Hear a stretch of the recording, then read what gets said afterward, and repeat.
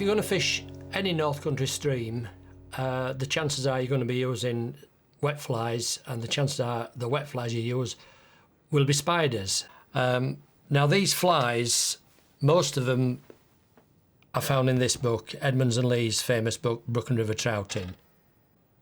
I also like one or two from Stuart's book, The Practical Angler. And if you tie them in a variety of sizes, you'll be able to fill your box. I've got my old Wheatley here. I've only a few different patterns in there, but multi-tines of each one. And it's no good doing a couple of patterns. You want at least one for a fish, one for a tree, and still half a dozen in your box. So you've got to think in terms of losing them. So I tend to do them in dozens. And you'll finish up with a box full of flies that you'll see on just about any river in northern England and into the borders of Scotland for a full season. So I'm going to start with a great favourite of mine, the Snipe Bloa. It's sometimes called a light snipe. It's good in early spring for large dark olives. It's good later on in the season for pale wateries. Now, in the book, it's tied on a hook size 1, a scale no longer available now, and the size 1 equates about to a size 14. We don't do odd sizes anymore now, which is a great pity, but this is the nearest one, a 14. I actually like this fly in smaller sizes, and I tie it quite often as down to as small as 18s. So 14s, 16s and 18s. I never go as fine as a 20 with this particular pattern.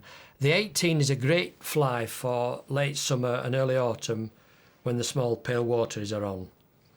But I'll do this one now to the size that's recommended in the book, which is a 14. So here we go then. 14 in the vise. And the first job to do now is to knock down the barb. And we're ready to go. Now, you must remember that when these flies were devised, there was no such a thing as nylon monofill.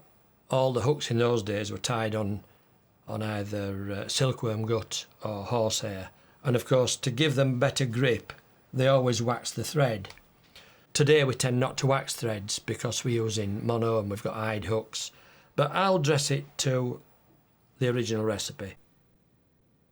And if you pass it through about 4 or 5 times, it'll be sufficient. It doesn't say well waxed like it does on the Greenwells.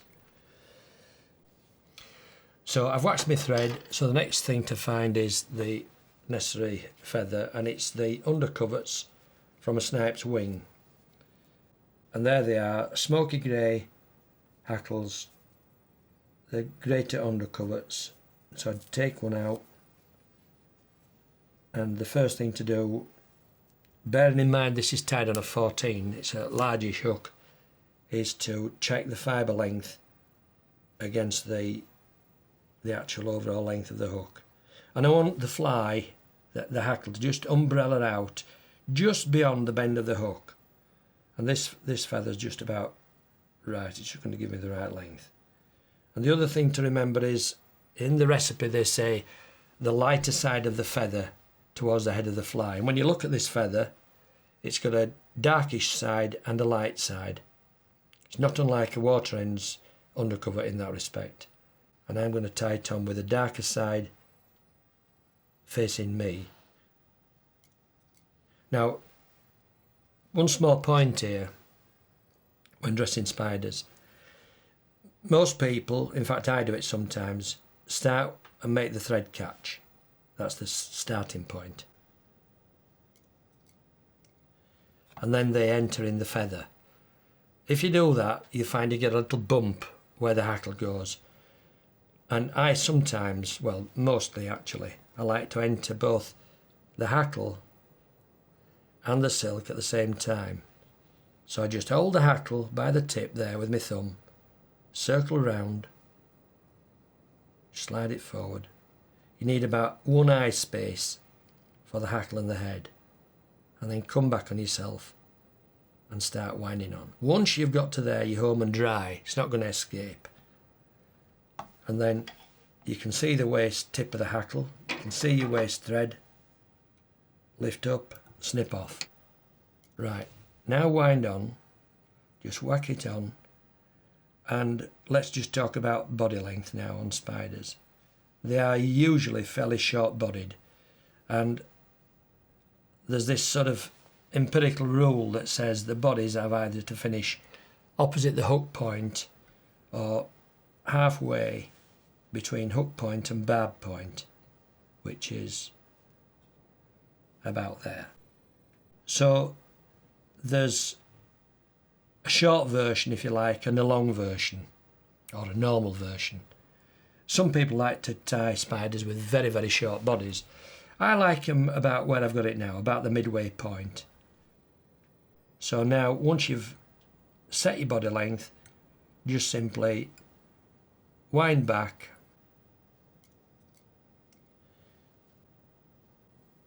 when you come to the back of the hackle, your original tying point, you've a choice now, and again, people are divided on this.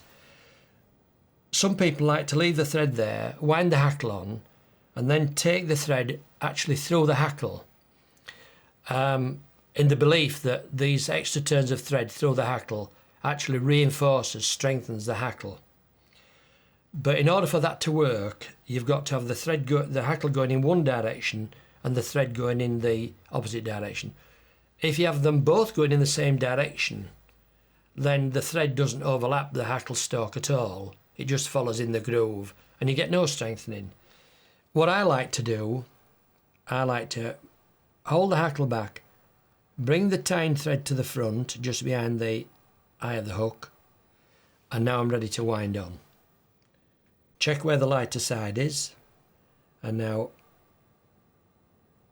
hook on your hackle pliers. Don't be bothered about that odd fibre sticking out there, and make your first pass. I know you're working round your bobbin.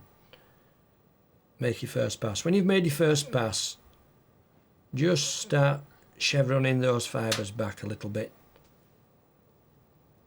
And now come round again.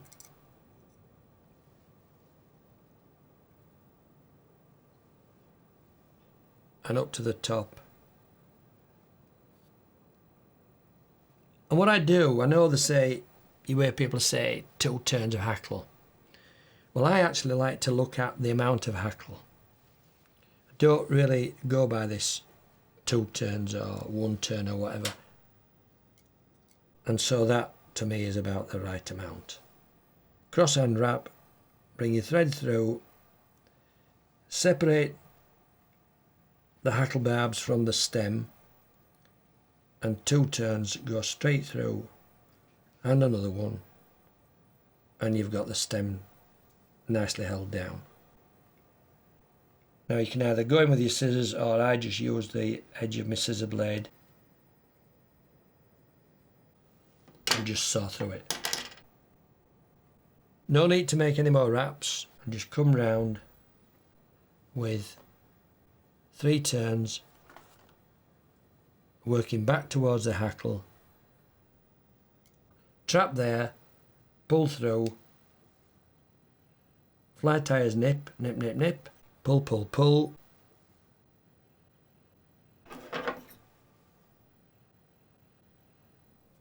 and just cut off.